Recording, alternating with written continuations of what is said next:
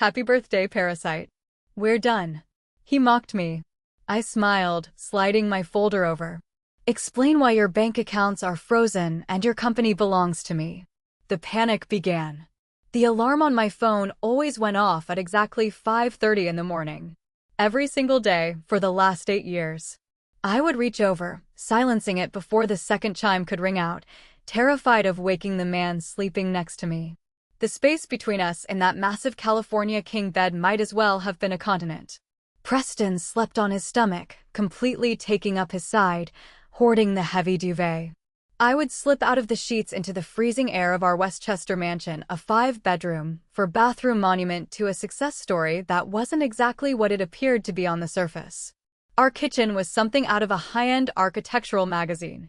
Cold, white marble countertops, stainless steel appliances that cost more than my parents' first house, and completely void of any warmth. I walked barefoot across the imported tile floor to start the morning routine. Preston's coffee required scientific precision, and I had been trained well. I used the expensive pour-over setup, measuring out exactly 30 grams of the Ethiopian blend from a boutique roaster in the city. The water had to be heated to exactly 195 degrees. Not 194. Not 196. If the coffee was even slightly bitter, Preston would give me that look. That deep, disappointed sigh, followed by a remark about how I had all day at home and still couldn't manage a simple task. While the water was boiling, I stood there looking at my reflection in the dark glass of the oven door. I was 32 years old. I had a doctorate from MIT in computational finance.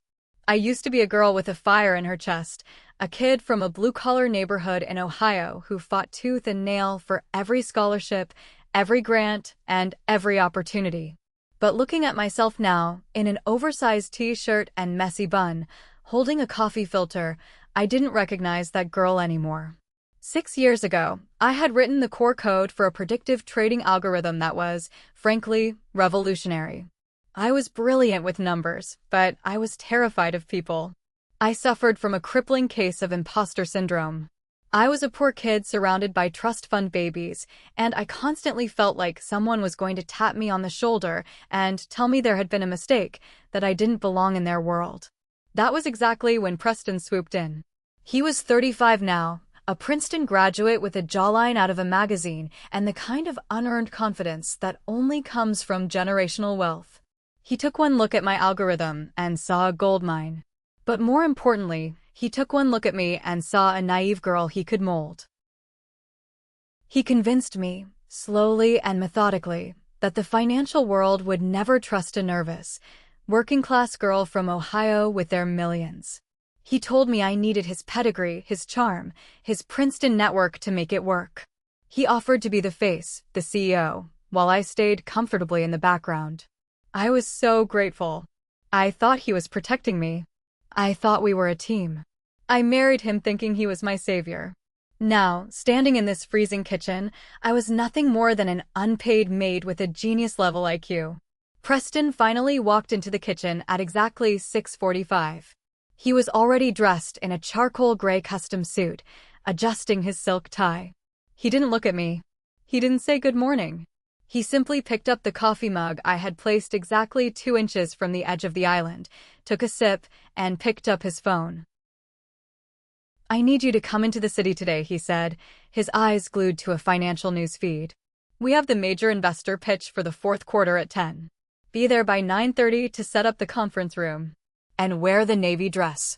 I don't want you looking frumpy in front of the board." "I'll be there," I said quietly, my voice flat. He didn't say thank you. He just grabbed his leather briefcase and walked out the door to the garage. The heavy wooden door clicked shut, leaving me completely alone in the silent, echoing house. I poured myself a mug of the leftover coffee. It was lukewarm and bitter. The commute from Westchester to Manhattan took an hour and a half on the train. I spent the entire ride staring out the window at the blurred trees giving way to the concrete skyline, going over the presentation materials in my head. I had stayed up until 2 in the morning the night before, refining the data models and tweaking the slides so Preston would look like a visionary. When I arrived at the Meridian Capital offices on the 32nd floor of a sleek glass building, I was invisible. The receptionist barely glanced up as I walked past. I went straight to the main conference room and began laying out the leather-bound portfolios, checking the projector, and making sure the sparkling water bottles were perfectly aligned on the mahogany table. At exactly 10 o'clock, the investors filed in. There were about 12 of them, older men in expensive suits, exuding power and impatience. Preston walked in right behind them, smiling, shaking hands, commanding the room with an easy charisma that I had always lacked. I stood quietly in the corner by the coffee station, practically blending in with the wallpaper. Preston started the presentation. He was pitching the latest iteration of the Pythia algorithm, the machine learning model that had consistently beaten market expectations by 12% over the last 3 years. Every word he spoke, every slide he clicked through, was my work. My late nights, my complex math, my blood, sweat, and tears. He explained the neural network's ability to process 12,000 data points per second with total absolute confidence. He sounded brilliant. He sounded like a genius. But I knew the truth. I knew he had memorized my notes like an actor learning a script. He didn't actually understand the math. If you moved one equation out of order, his whole facade would crumble. About 20 minutes into the pitch, a sharp-eyed investor from a massive hedge fund raised his hand. He looked at a specific slide, narrowing his eyes. Preston, your model claims it can adapt to microvolatility during low-volume trading periods. But looking at your risk assessment variables here, how exactly are you weighting the anomaly detection against historical drop-offs? The math doesn't seem to account for off-hours market panic. The room went completely silent. All eyes turned to Preston. From my corner, I saw his confident smile freeze. His jaw tightened. A micro-expression of absolute panic flashed across his eyes. He cleared his throat, shifting his weight from one foot to the other. He was stalling, trying to remember the cheat sheet I had given him. That's an excellent question, Preston said, his voice just a fraction too loud. We've built in a hybrid approach. The weighting is, well, it's heavily proprietary. He was drowning. He looked over at me, a quick, desperate glance. I already had my phone in my hand. My fingers flew across the screen beneath the table. I typed out the exact technical explanation, breaking down the specific calibration matrix for low-volume periods, and hit send. A second later, Preston's smartwatch buzzed on his wrist. He glanced down, pretending to check the time, and casually read my message. To be specific, Preston continued, his voice suddenly steadying as he parroted my text word for word. We use a hybrid approach combining pattern recognition with anomaly detection, specifically calibrated with a dynamic matrix for low-volume periods, overriding the historical drop-offs by prioritizing real-time data flow. The investor nodded, satisfied. Impressive, he murmured. Thank you, Preston smiled, taking all the glory without missing a beat. We pride ourselves on having the best technical foundation in the industry. As the meeting wrapped up, the investors stood to leave. One of them turned to me, handing me an empty coffee cup. Could you throw this away, sweetheart? And tell the receptionist to validate my parking. Before I could answer, Preston walked over, clapping the man on the shoulder. Don't worry about it, Bob. Nadia here will take care of it. She's my administrative support. Keeps my schedule running on time, so I can focus on the heavy lifting. Administrative support. The words hit me like a slap to the face. I took the empty cup, forcing a polite, plastic smile. Of course. Let me handle that for you. Preston didn't even look at me. He was too busy basking in the glow of my stolen brilliance. That evening, the humiliation continued. Thursday nights were mandatory family dinners at Richard and Martha's sprawling estate in Greenwich. Preston's parents were old money, or at least they acted like it. Richard had made his fortune in commercial real estate, but lately, his investments had been taking massive hits. I knew this because I was the one secretly reviewing his portfolio, trying to save his sinking ship at Preston's request. The dining room looked like a museum exhibit. Heavy silver cutlery, crystal wine glasses, and a massive chandelier that cast a harsh light over the table. Richard sat at the head, nursing a scotch, while Martha picked at her salad, judging everything in the room. Preston's two younger sisters, Gemma and Paige, were there too. They were both in their late 20s, living off their trust funds, bouncing between boutique fitness classes and luxury vacations. Conversation flowed freely around the table, skipping over me completely as if I was just another piece of furniture. They talked about their summer home in the Hamptons, the new country club fees, and the stock market. "It's just ridiculous," Richard complained, cutting into a steak. "The bank is being completely unreasonable about the leverage on the downtown properties. I swear, loyalty means nothing in business anymore." "You shouldn't have to stress about it, Daddy," Gemma whined, swirling her wine. "Preston's company is doing amazing. He'll just figure it out.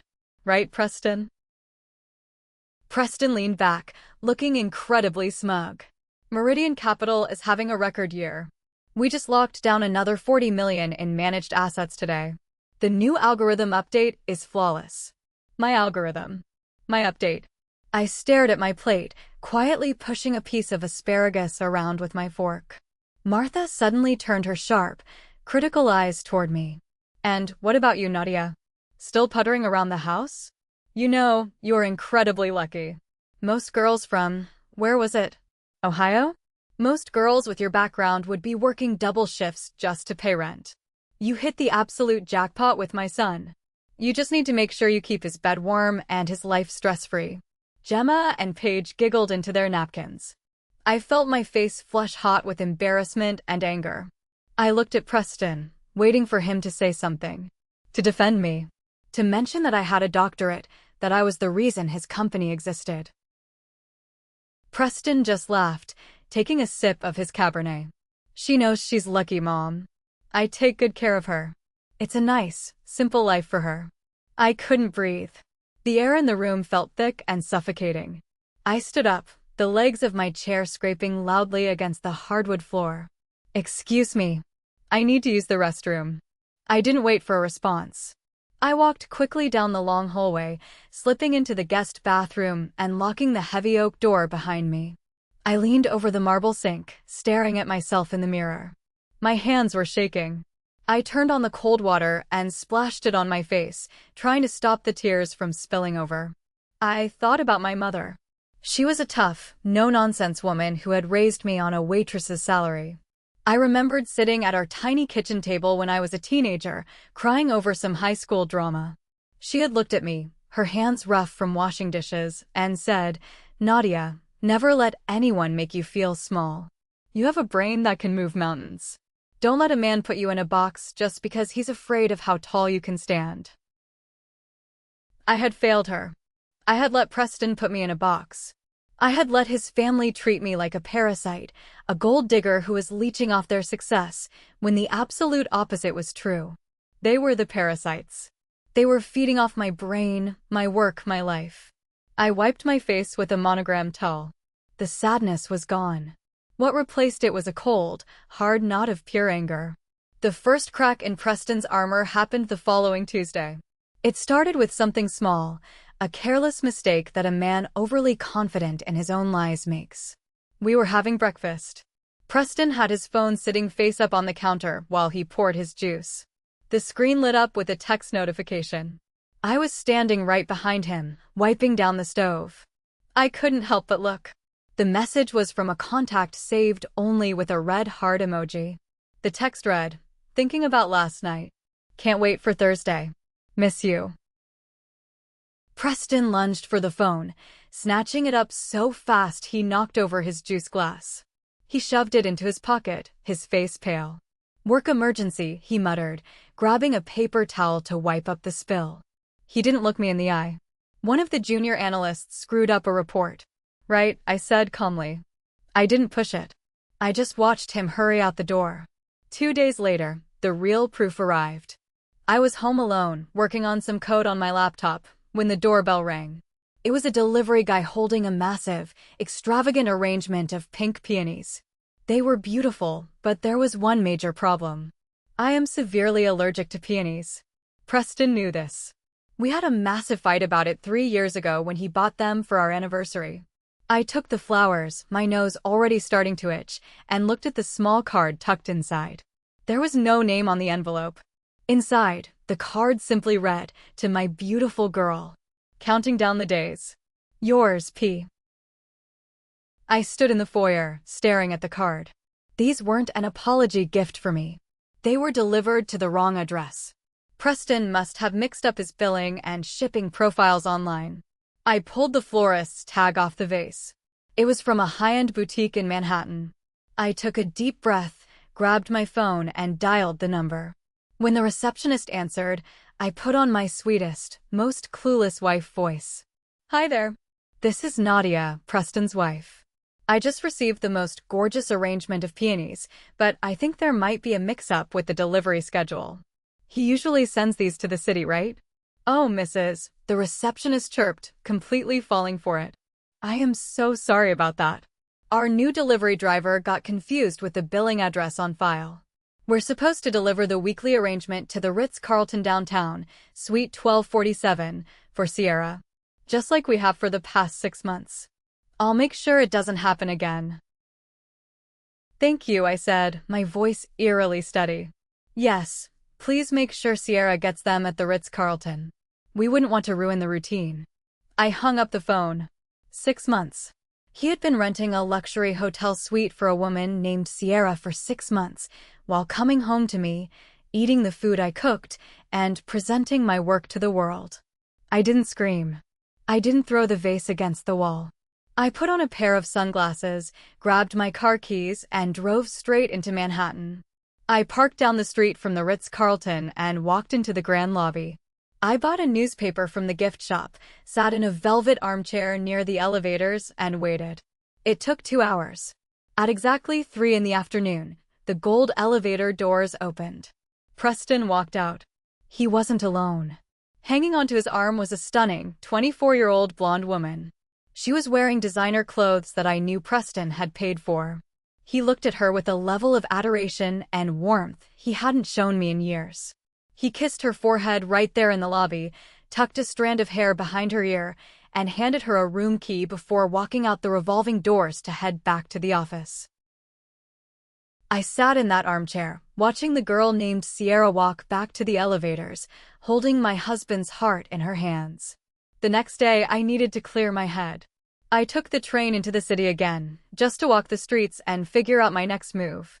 Around lunchtime, I found myself near the financial district. I walked into a crowded, upscale cafe a few blocks from Meridian Capital's building. I ordered a black coffee and sat at a small two-top table in the back corner, hiding behind my laptop screen. 10 minutes later, the bell above the door chimed. I glanced up and immediately slouched down in my seat. It was Vanessa, Preston's secretary. She was a notorious gossip, a woman who thrived on office politics and knowing everyone's secrets. She was with another woman I recognized vaguely from Meridian's HR department. They ordered their salads and, incredibly, sat down at the table directly behind me. We were sitting back to back, separated only by a thin wooden partition. They couldn't see me, but I could hear every single word they said. I quietly reached into my purse, pulled out my phone, and hit record on the voice memo app. "So, is he actually going to do it?" the HR woman asked, her voice hushed but eager. Vanessa let out a sharp, cruel laugh. "Oh, he's doing it. Preston is finally going to drop the dead weight. He told me yesterday to start looking into discreet divorce attorneys." "What about his wife? Nadia?" "Oh, please," Vanessa scoffed. "She has absolutely no idea. She sits in that big house in Westchester like a clueless little housewife. Preston calls her the Parasite. He said she's been bleeding his bank accounts dry for years while contributing absolutely nothing to the company. He's sick of it." My blood ran cold. The Parasite. He called me a parasite to his employees.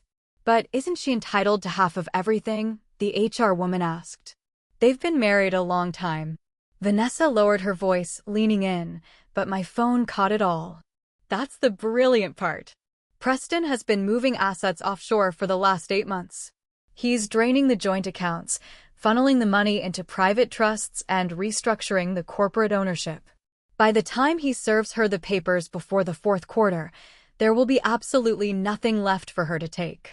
She's going to walk away with the clothes on her back, and he's going to officially propose to Sierra at the company Christmas party. Wow, the HR woman whispered. That's ruthless. That's business, Vanessa replied cheerfully, stabbing her salad with a fork. You don't get to the top by letting a parasite drag you down. I sat frozen in my chair. My heart pounded so hard in my chest I thought it might crack my ribs. He wasn't just cheating on me. He wasn't just planning to leave me. He was actively orchestrating my financial ruin. He wanted to destroy me. He wanted to take the company I built, the money my algorithm generated, and leave me destitute while he started a new life with a 24-year-old. I didn't confront them. I didn't stand up and make a scene. I waited until they finished their lunch and left the cafe. Then I saved the audio file, uploaded it to 3 different secure cloud servers, and walked out into the bright New York afternoon. The sadness was completely gone now. It had burned away, leaving behind a terrifying, crystal-clear focus. If Preston wanted to play corporate warfare, he was about to learn a very hard lesson. He forgot one crucial detail. I built his castle, and I knew exactly where the weak bricks were. I needed hard evidence of his corporate restructuring. Getting it wasn't going to be easy. Preston was paranoid about security, keeping his work laptop locked down with heavy encryption. But he had a weakness: Thursday nights. That Thursday, Preston went out for his usual alumni dinner with his Princeton frat brothers. These nights always ended the same way. He would stumble through the front door past midnight, reeking of expensive scotch and cigars, and pass out on the leather sofa in his study. I waited in the dark kitchen.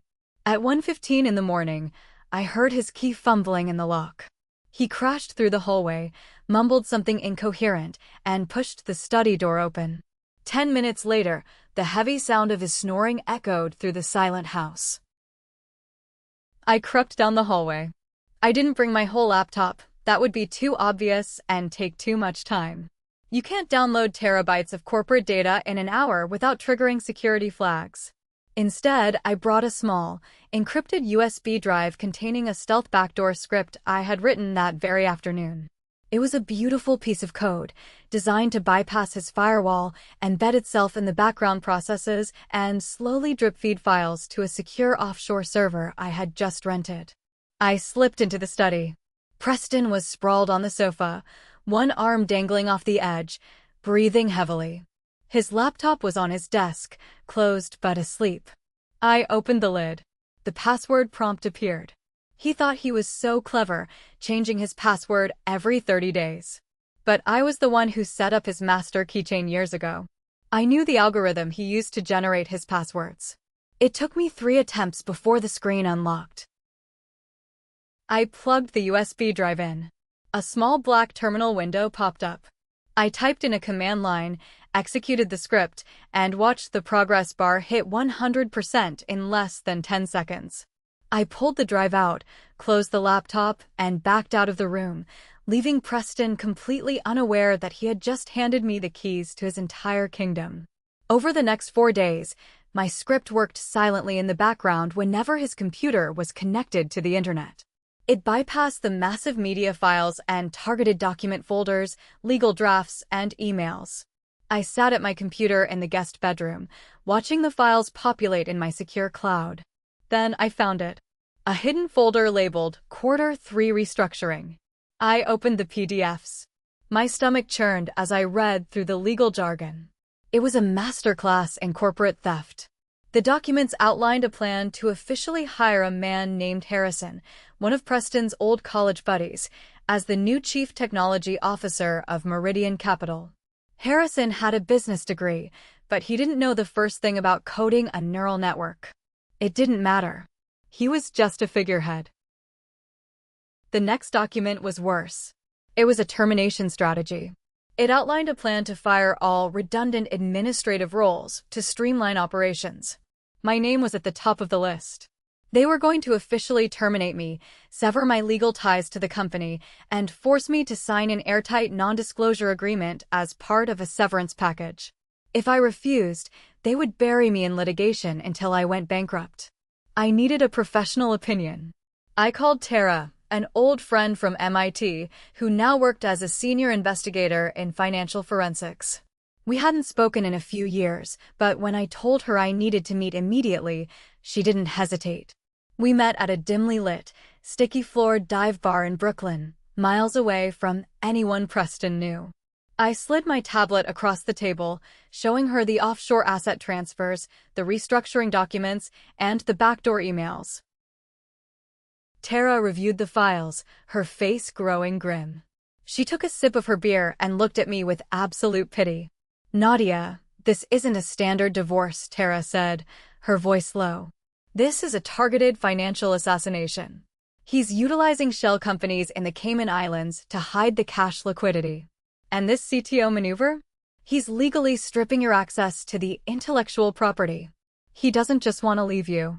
He wants to erase you. He wants to make sure you have no legal leg to stand on to claim the algorithm you built." I looked at the scarred wooden table. "Can I stop him?" Tara leaned forward, her eyes flashing. "You can't just stop him. He's already moved too much money. But you have root access to the code. You have the brains. You don't just stop a guy like this, Nadia. You let him think he's won, and then you pull the floor out from under him." I smiled. A real, genuine smile. The plan was beginning to form. The first step was building the infrastructure for my retaliation. I couldn't use any of the devices in the house. Preston tracked the IP addresses on our home network, a leftover habit from his paranoid corporate security protocols. So, the following morning, I took a bus to a big-box electronics store 2 towns over. I paid cash for a mid-range laptop, a portable wireless hotspot, and 3 heavy-duty encrypted flash drives. When I got home, I set up my command center in the one place Preston never set foot, the downstairs guest bathroom.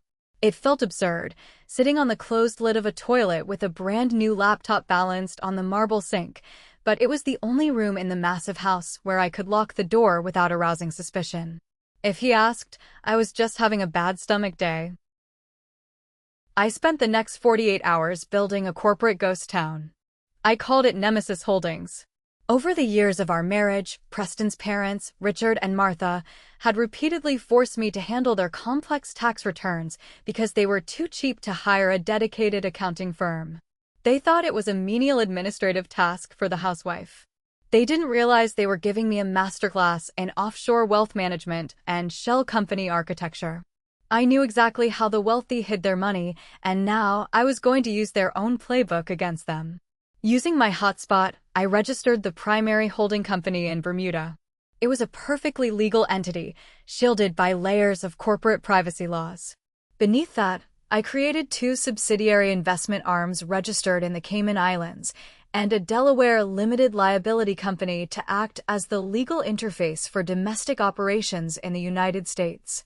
Every single entity looked completely legitimate on paper. They had proper tax identification numbers, registered agents, and virtual office addresses that would pass any standard corporate background check. By 3 o'clock in the morning on the second night, Nemesis Holdings was fully operational. It existed only in encrypted servers and digital registries, completely controlled by me through a series of passwords generated by an algorithm Preston couldn't even begin to comprehend. I sat in the dim light of the bathroom vanity, rubbing my tired eyes. I had the vaults ready. Now, I just needed to steal the gold.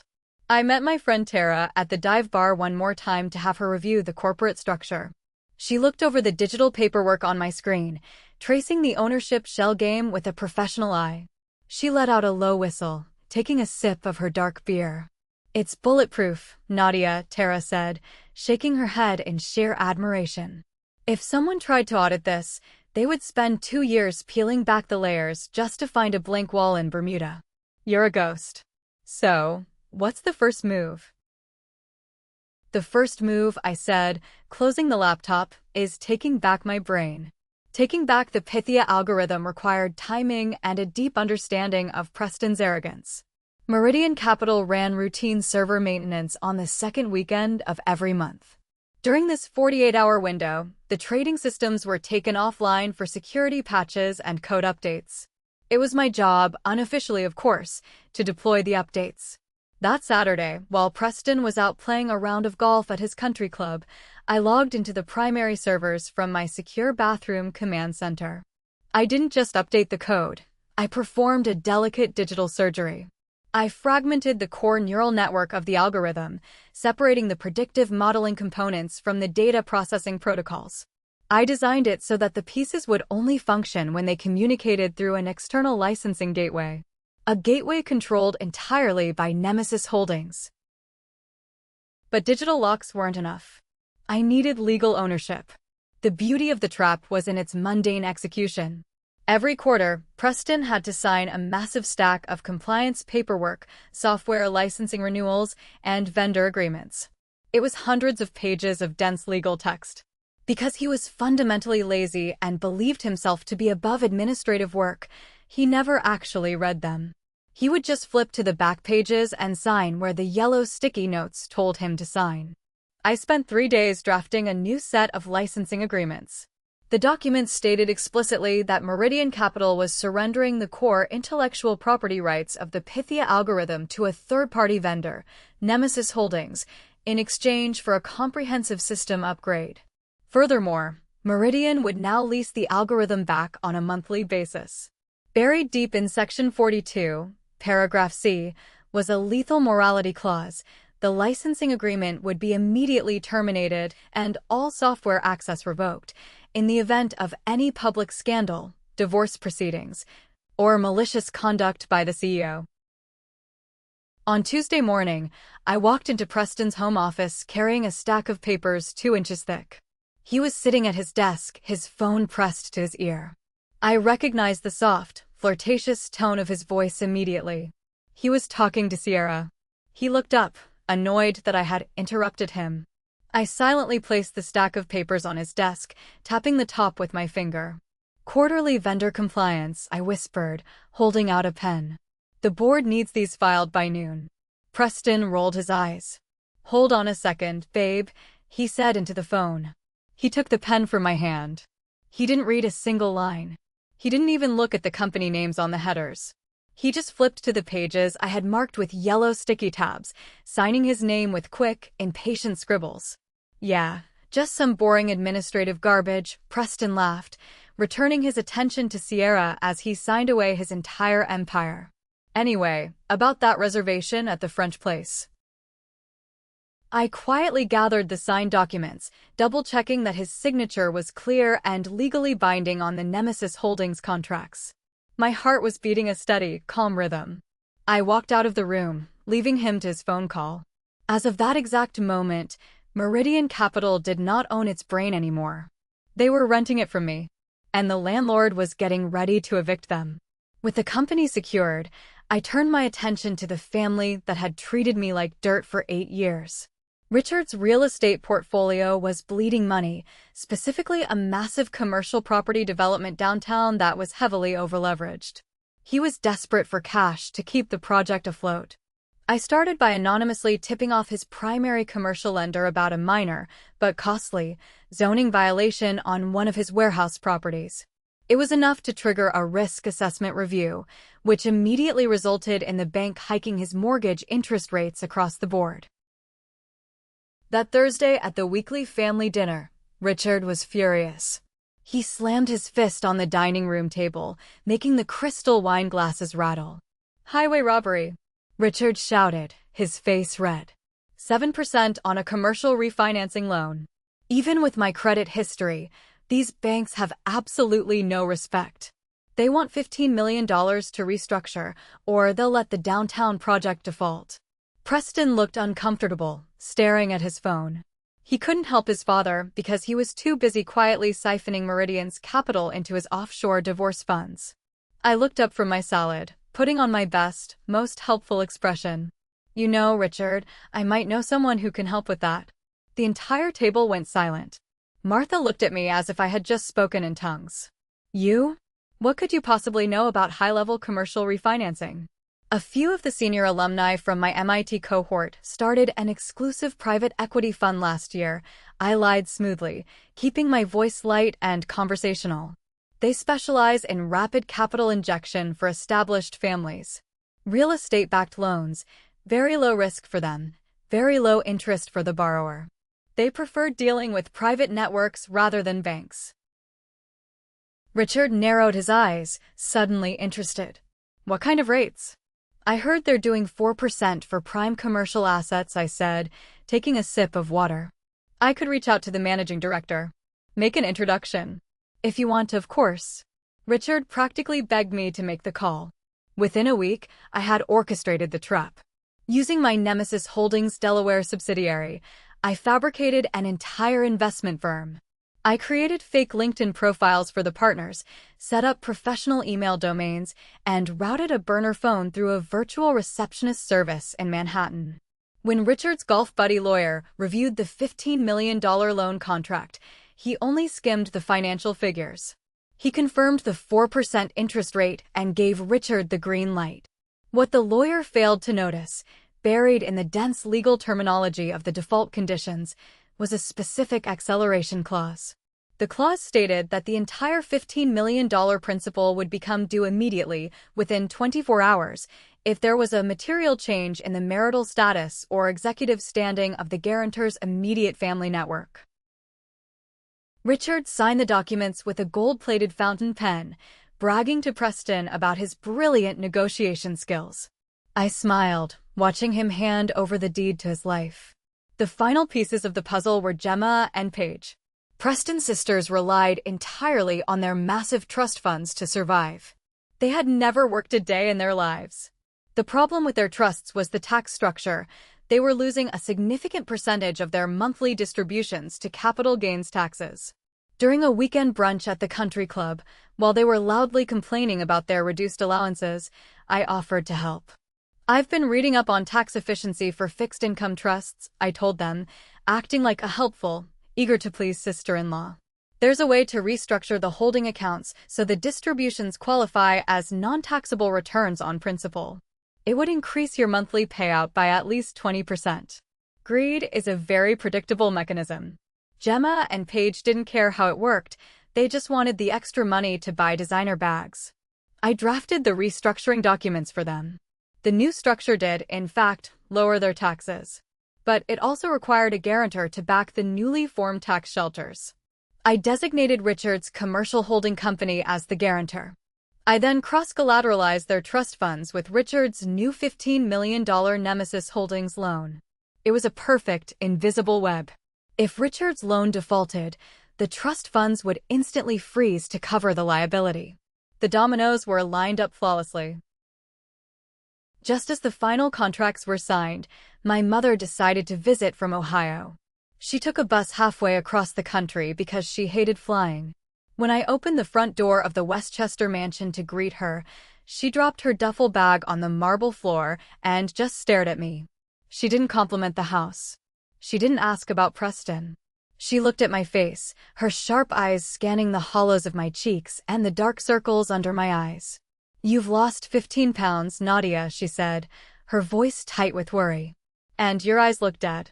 I tried to put on the fake, cheerful smile I had been practicing for months. "I'm just working hard, Mom. The company is really busy right now." She reached out, grabbing my wrist. Her grip was surprisingly strong. "Don't you lie to me. I survived your father's gambling addiction and a lifetime of hard labor. I know what a woman looks like when she's standing on the edge of a cliff. What is he doing to you?" The dam broke. The cold, calculating machine I had become for the last 6 months suddenly shut down, and I was just a daughter standing in a hallway. I collapsed into her arms, sobbing so hard my chest ached. I told her everything. The affair. The secret hotel room. The plan to fire me. The offshore accounts. And I told her about Nemesis Holdings. My mother listened in silence, stroking my hair until I ran out of tears. When I finished, she stepped back and looked me dead in the eye. "Good," she said fiercely. "Burn his kingdom to the ground. But before you strike the match, we need to make sure you don't get caught in the fire." We spent the entire weekend preparing. My mother helped me pack a heavy duffel bag with all my essential documents, hard drives, and clothes. We went to 5 different ATMs across the county, pulling out the maximum daily cash limit from the one account Preston hadn't monitored yet. We hid the cash and the bag behind some old ski equipment in the basement storage room. When she left on Sunday evening, hugging me tight at the bus station, I finally felt grounded. I wasn't an imposter anymore. I was an architect of ruin, and opening night was just around the corner. My 32nd birthday fell on a Friday. For the entire week leading up to it, Preston had been acting strangely upbeat, practically humming as he walked around the house. He hadn't said a word about a gift or a celebration, but he insisted that I clear my schedule for Friday night. When I came out of the shower that afternoon, I found Preston standing in my closet. He had pulled out a tight, crimson-red cocktail dress and tossed it onto the bed. It was a dress I hated, one that made me feel like a display piece rather than a person. "Wear that tonight," he commanded, not looking at me as he adjusted his tie in the mirror. "We have a dinner reservation in the city. A lot of important people from the firm are going to be there. I need you looking the part, not hiding in your usual depressing black clothes." I looked at the red dress. He wanted me to stand out. He wanted everyone in the room to have their eyes on me when he dropped the axe. It was a theatrical choice. "Sure," I said, keeping my voice perfectly flat. "The red dress it is." While he went downstairs to pour himself a drink, I finished getting ready. I put on the dress, applied a layer of bright red lipstick, and pulled my hair back into a sharp, tight twist. Then I went to my secret laptop. I compiled all the execution commands for the Nemesis Holdings trap into a single, automated digital trigger. I synchronized it with my phone. I set the master countdown timer. Exactly 7 minutes from the moment I sent the command, the entire financial architecture of Preston's life would self-destruct. I took a thick, black envelope containing copies of the forensic financial evidence and slipped it into my evening clutch. When I walked downstairs, Preston was waiting by the front door. He was wearing his tailored navy suit. As he checked his watch, the entryway light caught his wrists. He was wearing a brand new pair of platinum Cartier cufflinks. I recognized them immediately. I had seen the exact pair on Sierra's Instagram story 2 days ago with the caption, "A special gift for my king." "Nice cufflinks," I remarked casually as we walked out to his car. He pulled his sleeves down quickly. "A gift from a client. For closing the Peterson account." The drive to Manhattan took exactly 30 minutes. It was the longest half-hour of my life. Preston didn't speak to me. He drove with one hand on the steering wheel, his other hand rapidly typing on his phone. In the reflection of the dark window, I could see the glow of the screen. He was texting Sierra, grinning like a high school kid. I sat in the passenger seat, staring straight ahead at the brake lights on the highway. I opened the secure app on my phone, bypassing the biometric lock. The digital trigger was armed and waiting. The timer read, 0 minutes, 0 seconds. Ready for deployment. We pulled up to the valet stand outside Marcelos, one of the most exclusive, ridiculously expensive boutique restaurants in the financial district. Preston handed the keys to the valet and placed a heavy hand on the small of my back, guiding me through the glass doors. It felt less like a husband escorting his wife, and more like a guard walking a prisoner to the execution chamber. The maitre d' led us up a sweeping staircase to the private dining room on the second floor. Before the frosted glass doors even opened, I could hear the roar of conversation, the clinking of expensive crystal, and the obnoxious, booming laughter of Wall Street men. When we walked in, the room fell quiet for a brief second before erupting into scattered applause. There were exactly 40 guests. I looked around the room and my stomach tightened. Every single person there was from Preston's world. His Princeton fraternity brothers, the senior partners from Meridian Capital, the venture capitalists he golfed with, and their impeccably dressed wives. Not a single person from my life was invited. No friends from MIT, no former colleagues. Just an audience handpicked by Preston. The seating arrangement told the rest of the story. Preston took his place at the head of the massive, 60-foot marble table, acting like a king holding court. My place card was set at the absolute farthest end of the table, isolated near the kitchen doors, sandwiched between 2 junior analysts who practically ignored me. But the real insult was the chair to Preston's immediate right. Sitting there, radiant in a skin-tight white silk dress, was Sierra. She looked like a bride at a rehearsal dinner. She caught my eye as I sat down, offering me a tight, pitying smile before leaning over to whisper something in Preston's ear. Dinner was a slow, agonizing performance. 5 courses of food I couldn't taste. The wine flowed like water. From my end of the table, I watched Preston charm the room. He told exaggerated stories, clinked glasses, and kept his hand resting casually on the back of Sierra's chair. The disrespect was so blatant, so public, that even some of the older wives looked uncomfortable, avoiding my gaze entirely. Finally, the dessert course was cleared. The waiters poured a fresh round of vintage champagne. The room was buzzing with a chaotic, drunken energy. Preston stood up. He picked up a silver spoon and tapped it against his crystal champagne flute. Ding, ding, ding. The room immediately went dead silent. 40 pairs of eyes turned to the head of the table. Preston smoothed his tie, looking incredibly handsome, incredibly confident, and incredibly cruel. He looked down the long expanse of marble, locking eyes with me. "I'd like to make a toast," Preston began, his voice projecting effortlessly across the room. He didn't sound like a man celebrating his wife's birthday. He sounded like a CEO delivering a quarterly earnings report. "For 8 years, I have carried the weight of this company and this family entirely on my shoulders. I have built Meridian Capital into a powerhouse.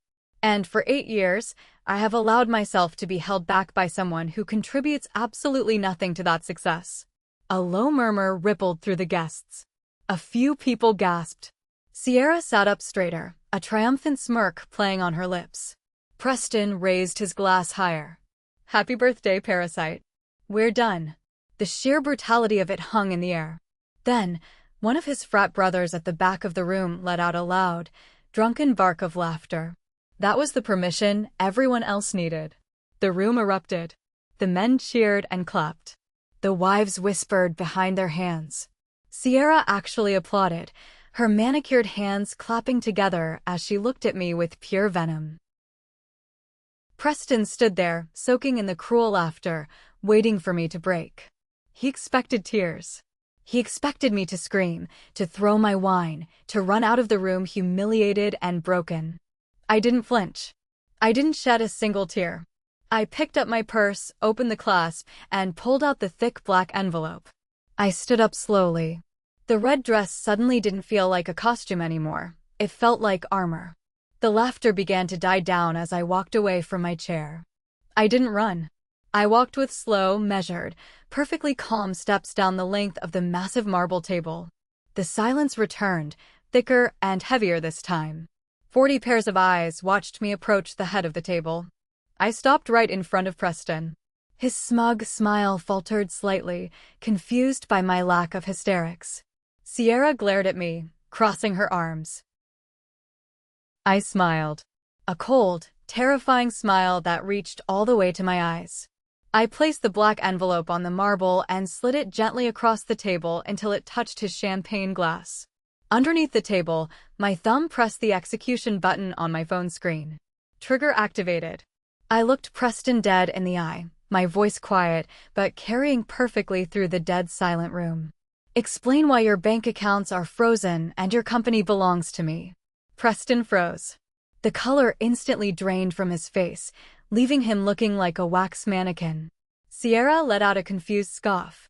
"Enjoy the rest of your party," I said smoothly, turning on my heel. "You have exactly 7 minutes." I walked out the frosted glass doors, not looking back. I was halfway down the grand staircase when the first cell phone in the private dining room rang. Then another. Then 5 more. The panic began. I didn't take a cab. I walked 3 blocks in the cool night air to a private parking garage, where I kept the Tesla I had bought through Nemesis Holdings 6 months prior. I got in, locked the doors, and drove straight to Brooklyn. 14 months ago, using consulting fees I had secretly earned under a pseudonym, I purchased a beautiful, 3-story brownstone in Park Slope. It was fully furnished, heavily secured, and Preston didn't even know the neighborhood existed, let alone the house. I walked through the front door, kicked off my high heels, and set my purse on the kitchen island. I pulled my phone out. The screen was an absolute war zone. I had 47 missed calls in the span of 30 minutes. Most of them were from Preston. 6 were from Richard. 10 were from Vanessa. I switched the phone to Do Not Disturb, poured myself a glass of cold water, and opened my laptop. The dashboards I had built were a symphony of beautiful, chaotic red alerts. At exactly 8:54 p.m., Meridian Capital's primary trading platform had crashed. The Pythia algorithm had locked itself behind the Nemesis firewall, triggering an automatic suspension of all active trading protocols. Every terminal in their office was currently displaying a single, looping error message demanding a valid vendor license key. 10 minutes later, the automated emails went out. Richard's commercial lender sent an electronic notice of immediate loan acceleration due to the public declaration of divorce, giving him 24 hours to produce $15 million before asset seizure began. Simultaneously, the cross-collateralized trust funds belonging to Gemma and Paige were automatically frozen by the banking algorithm to act as a hedge against Richard's defaulting loan. I sat in my quiet, safe kitchen, watching the digital empire burn to the ground. For 3 days, I didn't leave the house. I ordered groceries, drank tea, and watched the financial news network start reporting on the unprecedented technological failure at Meridian Capital. On Monday morning at 6 a.m., the security camera app on my phone chimed. I opened it and looked at the feed from my front porch. Standing on the steps of my brownstone was Preston. I don't know how he found the address. Probably hired a private investigator with whatever cash he had left in his wallet. He looked like a corpse. The sharp, handsome CEO was gone. He was wearing the exact same wrinkled navy suit from the birthday dinner. He hadn't shaved. His hair was a greasy mess, and his eyes were bloodshot and frantic. He was shivering in the morning air, repeatedly pushing the doorbell. I walked to the front door and opened it just a crack, leaving the heavy brass chain engaged. Preston practically collapsed against the doorframe. "Nadia. Please. Please, God, Nadia." His voice was hoarse, broken. "The systems are completely locked," he begged, tears actually forming in his eyes. "The investors are pulling their money. My dad is having a panic attack. The bank is taking the commercial properties today. Just give me the license key. Please. I'll give you whatever you want in the divorce. Half. You can have half." I looked at him through the narrow gap in the door. I felt absolutely nothing. No pity, no anger, no love. Just a deep, profound emptiness toward the man standing in front of me.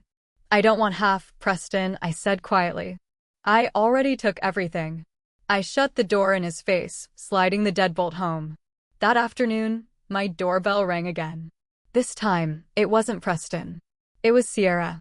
She was wearing sunglasses and a hoodie, looking terrified. I opened the door. Without a word, she handed me a thick manila folder. "He lied to me," Sierra said, her voice shaking. "He told me he had millions in offshore accounts. When I checked the trust documents he gave me, they were empty. He's trying to frame me for the missing assets." I opened the folder. Inside were printed emails, text logs, and wire transfer receipts proving that Preston had been engaging in massive insider trading for the last 2 years. "Why are you giving this to me?" I asked. Sierra swallowed hard. "Because you're the only one who beat him." I thought, maybe if I give you this, you'll leave me out of whatever you do next. I took the folder, nodded once, and closed the door. She had just handed me the final nail for his coffin. The emergency board meeting at Meridian Capital was held on Tuesday morning. I arrived exactly 5 minutes late, wearing a sharp, custom-tailored black suit.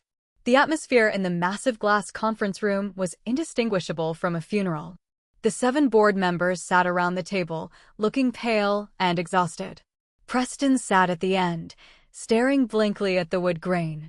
The newly appointed CTO, Harrison, looked like he was going to throw up. I didn't sit down. I walked straight to the projector, plugged in my laptop, and pulled up the Pythia algorithm's master licensing agreement. "Let's skip the pleasantries," I said, my voice commanding the room in a way Preston never could. "Meridian Capital currently has 0 operational capacity. Your trading models are dead. Your clients are bleeding money. And as of Friday night, your right to use the Pythia algorithm was legally terminated due to a breach of the morality clause signed by your CEO. A senior board member leaned forward, his face red with anger. This is extortion. We'll see you into oblivion. You can try, I replied, clicking to the next slide, which displayed the patent registrations filed under Nemesis Holdings before Meridian was even incorporated. But you'll be bankrupt before we even reach discovery. I am the sole creator and legal owner of the code. You have two options, gentlemen. Option 1. The company folds today, and you explain to the SEC why you failed to secure your primary intellectual property. Option 2. You buy a non-exclusive, 5-year license for the algorithm. Preston looked up, his eyes hollow. How much? $40 million, I said, without blinking. Wired to Nemesis Holdings by 3 o'clock today.